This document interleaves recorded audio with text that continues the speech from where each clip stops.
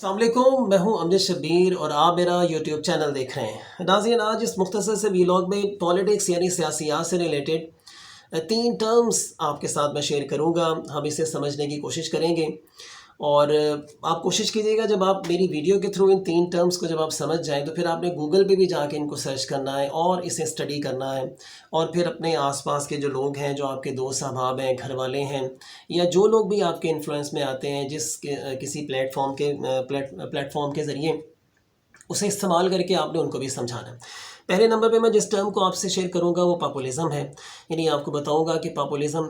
क्या चीज़ है, पॉपुलिज़्म नज़रिया क्या चीज़ है। हमारे यहाँ जो पॉलिटिशियंस हैं वो पॉपुलिज़्म को कैसे इस्तेमाल करके आवाम को उल्लू बनाते हैं, बेवकूफ़ बनाते हैं और अपने मकासद जो है वो हासिल करते हैं। दूसरे नंबर पे आपको बताऊंगा कि बड़े सगीर में वैसे तो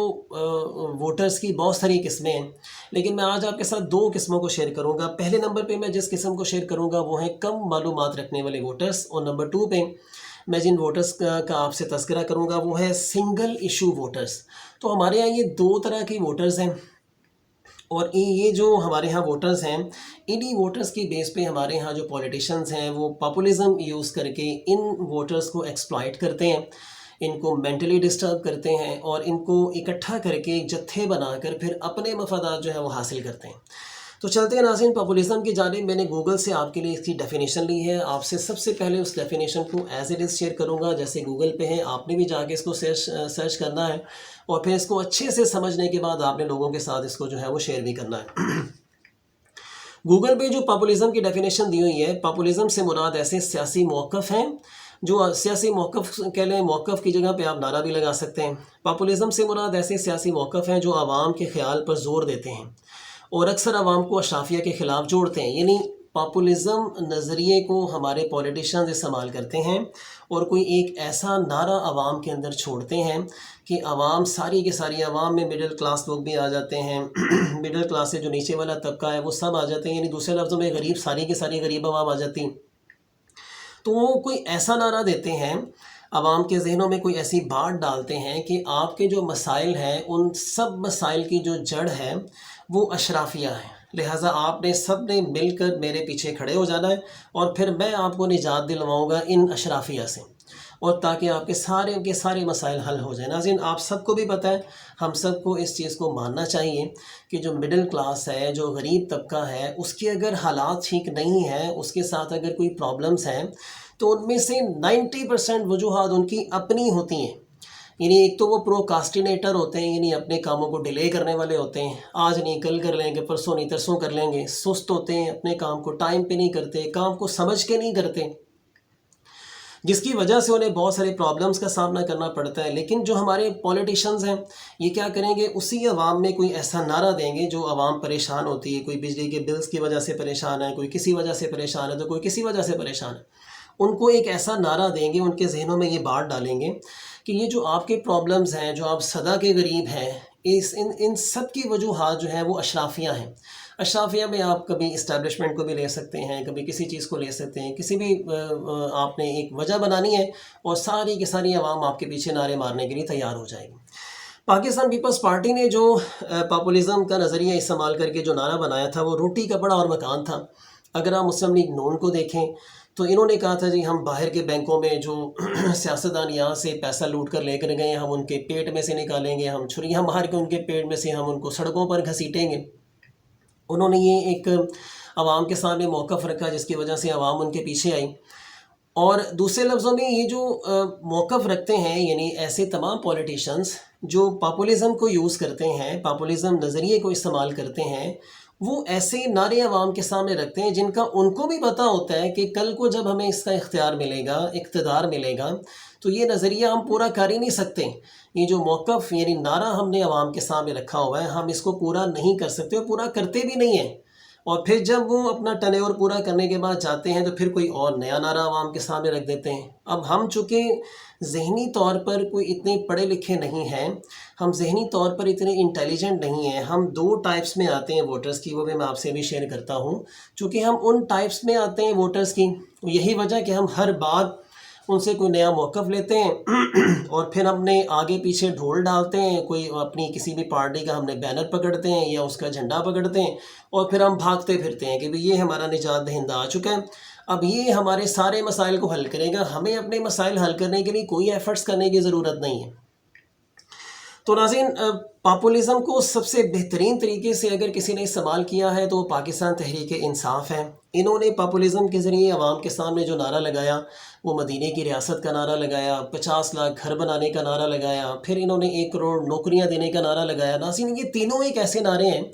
جس کا ان کو بھی پتہ تھا، یعنی پاکستان تحریک انصاف والوں کو بھی پتہ تھا کہ جب کل کو ہمیں گورنمنٹ ملے گی تو ہم ان میں سے کچھ بھی نہیں کر سکتے،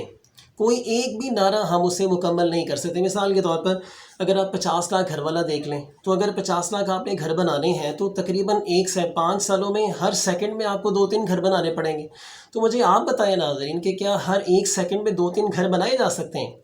یعنی 50 لاکھ گھروں کا جو نعرہ تھا یہ پاپولیزم تھا۔ اس کے علاوہ جو مدینے کی ریاست بنانے کا نعرہ تھا یہ بھی پاپولیزم تھا، اور اس کے علاوہ 1 کروڑ جو نوکریاں دینی تھیں یہ بھی پاپولیزم تھا۔ تو پاپولیزم کے ذریعے ینگسٹرز کو انہوں نے اکٹھا کیا، جو نیو جنریشن تھی ان کو انہوں نے اکٹھا کیا، انہیں ایک نظریہ دے دیا اور اپنے پیچھے لگا لیا، ٹھیک ہے۔ اور اب دیکھ لیں ان کو 3-3.5-4 سال کا ٹینیور ملا۔ ان تینوں چیزوں کو کمپلیٹ کرنے کے لیے، ان تینوں بنیادی نعروں کو مکمل کرنے کے لیے پاکستان تحریک انصاف نے بھی کچھ نہیں کیا۔ تو پاکستان میں سب سے اچھے طریقے سے اگر پاپولیزم نظریے کو کسی نے استعمال کیا ہے عوام کو ایکسپلائٹ کرنے کے لیے تو وہ پاکستان تحریک انصاف ہے۔ ناظرین، ہم آگے بڑھتے ہیں، آپ کو ووٹرز کی اقسام بتاتا ہوں۔ یہ جو پاپولیزم ہمارے ہاں سیاستدان استعمال کرتے ہیں اس کی بھی ایک بنیادی وجہ ہے، اور وہ بنیادی وجہ یہ ہے کہ ہم ووٹرز ہی ٹھیک نہیں ہیں۔ جس طرح کا ووٹر ہوگا اسی حساب سے ہمارے سیاستدانوں کے نعرے ہوں گے۔ ہمارے سیاستدانوں کو سب کو پتہ ہوتا ہے کہ فلاں جو علاقے کے ووٹرز ہیں ان کی کس طرح کی نیچر ہے، فلاں علاقے کے جو ووٹرز ہیں ان کی کس طرح کی نیچر ہے، تو وہ جس علاقے میں جاتے ہیں اپنے ووٹرز کی نیچرز کے مطابق ہی وہ نعرے بناتے ہیں۔ تو ناظرین، جو پہلے نمبر پہ ووٹرز ہیں پاکستان میں، میں سمجھتا ہوں کہ جن کی تعداد 90 سے 92% ہوگی، 90% تو لازمی ہوگی، وہ ہیں کم معلومات والے ووٹرز، یعنی جن کو اتنی معلومات بھی نہیں ہوتی کہ ہم نے ووٹ جس دن ڈالنا ہے تو ہم نے کہاں جا کے ووٹ ڈالنا ہے، ہمیں اپنی پرچی ہم کہاں سے لیں گے، ہم نے اپنے نام کا اندراج کہاں پہ کروانا ہے، اور سب کچھ کرنے کے بعد جب وہ ووٹ ڈالنے کے لیے اندر جائیں گے تو ان کو یہاں تک بھی پتہ نہیں ہوگا کہ ہم نے جو وہ انک لگوانی ہے تو کس تھم پہ ہم نے انک لگوانی ہے، پھر ہم نے کس کو ووٹ ڈالنا ہے، وہ انہیں کسی چیز کا پتہ نہیں ہے۔ اچھا، وہ ووٹ کس بیس پہ ڈال رہے ہوتے ہیں؟ چونکہ میرے دوست سے کہہ دیا کہ فلاں کو ووٹ ڈال دیں، وہ کیا کہے گا اگر میں اس کو ووٹ جو ہے وہ نہیں ڈالوں گا؟ وہ اس بیس پہ ووٹ ڈالتے ہیں کہ میرا دوست فلاں کو ڈال رہا ہے لہٰذا میں بھی اس کو ڈال دیتا ہوں، شاید اچھا ہی ہوگا۔ یا یہ اس کو ووٹ ڈالتے ہیں جو ان کو گھروں سے لینے کے لیے آ جاتے ہیں، جو پہلے آ گیا ووٹ اس کو ڈال دیا جائے گا۔ بعض اس دن نخرے بھی کرتے ہیں کہ آپ ہمیں رکشے پہ کیوں لینے آ گئے، کار پہ لینے آئیں، کار پہ لینے آئیں گے تو ہم آپ کو ووٹ کاسٹ کریں گے۔ تو یہ کچھ ہمارے یہاں 90% ایسے لوگ ہیں جنہیں سیاست سے کوئی لینا دینا نہیں ہے، وہ سیاست کو سوچتے بھی نہیں ہیں، ان کے بارے میں ان کے لیے ووٹ کی کوئی اہمیت نہیں ہے کہ جو ہم یہ کاسٹ کریں، کس کو کاسٹ کریں، ہمیں اسے کرنا بھی چاہیے یا نہیں کرنا چاہیے۔ نمبر 2 پہ جو بڑے خطرناک قسم کے ووٹرز ہیں جو اپنی پارٹی کے پیچھے جان تک قربان کرنے پہ لگ جاتے ہیں ناظرین،